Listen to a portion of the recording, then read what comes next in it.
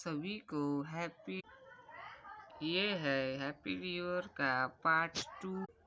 इसमें हम आपको बताएंगे कि घर पर कैसे बनाया जाता है सजावट का। तो लेट गेट स्टार्टेड। ये देखिए और बताइए कि ये कैसा है।